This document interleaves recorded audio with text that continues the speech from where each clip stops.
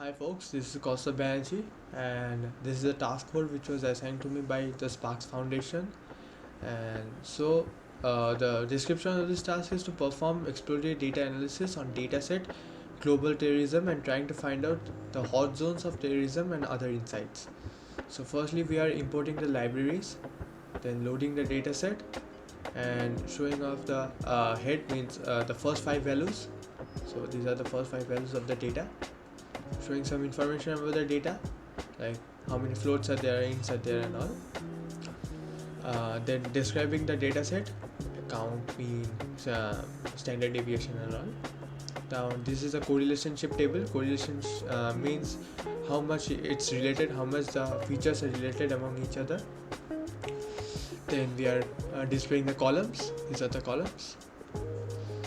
Then from this plot we can see the number of dead or injured people and the database index. Okay, so this is the plot, and the red shows the number of total confronted fatalities, and the blue line shows the number of confirmed non-fatal injuries. Okay, so these are the data and are plotted in this data set.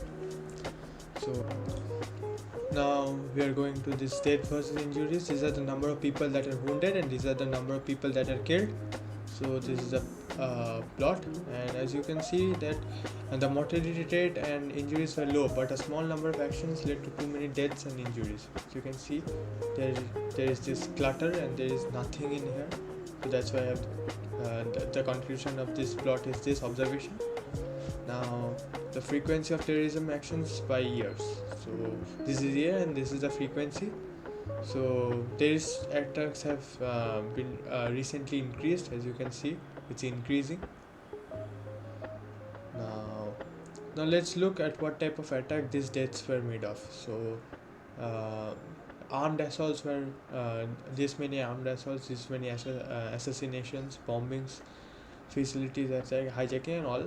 These are the numbers you can see here, and this is again the information about those features.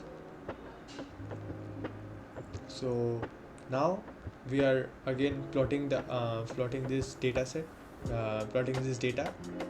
Yeah, so we are plotting this data in this pie chart, and from this legend you can see armed assaults are this, and green is bombings and explosion, and the maximum are the armed assaults.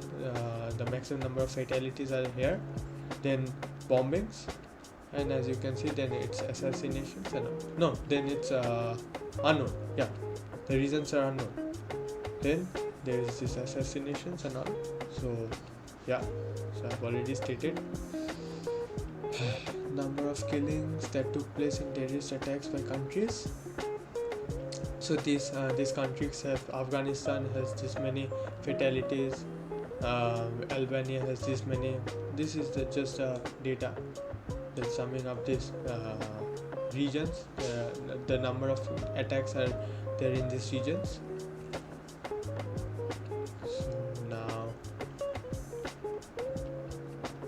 again we have plotted another graph. There's a killed, means number of people that are killed. These are the states, and as the graphs means as the data is very big, so I have split it, the graph in 3 parts. This is the first, this is the second. So in this first and second graph you can see that the highest number of kills are in Iraq, and then I guess it's Afghanistan, 4,000. Yeah, it's Afghanistan, it's 4,000. It's pretty much high. So yeah, and in this graph it's up till 25,000. It's up till 80,000. So this is the difference. So Iraq, Afghanistan, Pakistan are the most damaged countries. Yeah, in Pakistan is here, I guess. Nigeria, Pakistan. Yeah, Pakistan is here. So with these graphs we can conclude with this observation. So thank you, and feedbacks are always welcome. Thanks.